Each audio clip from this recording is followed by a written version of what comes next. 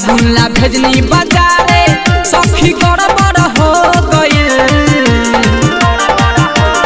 ए सखी अरे साबुन ला भेजनी बाजारे सखी गड़बड़ हो गइल कि हमारा सैया हमारा रह जाऊ के साइकिल पंचर हो गइल कि हमारा सैया जी के साइकिल पंचर हो गइल कि हमारा बलमू के साइकिल पंचर हो गइल।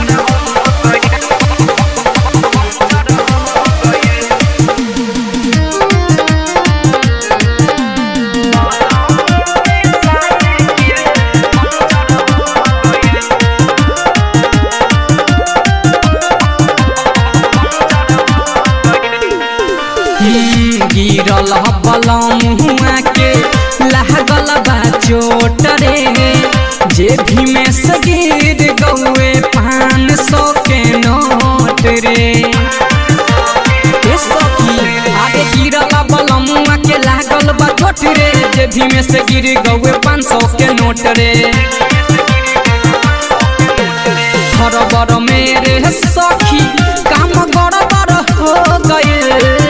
अरे हरबर मेरे सखी काम गड़बड़ हो गइल कि हमारा सैया हमारा रह जाऊ के साइकिल पंचर हो गइल कि हमारा सैया जी के साइकिल पंचर हो गइल।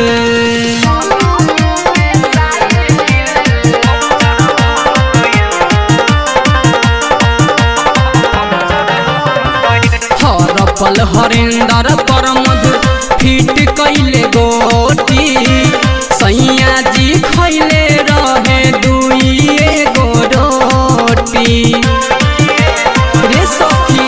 हाँ हर पल हरेंदर पर मधु फिट कैले गोटी सैया जी खैले रहे 2 रोटी।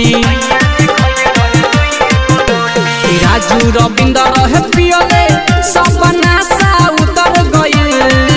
अरे राजू रविंदर रहे पियले सपना सा उतर गइल कि हमारा सैया हमारा रह जाऊ के साइकिल पंचर हो गइल कि हमारा सैया जी के साइकिल पंचर हो गइल।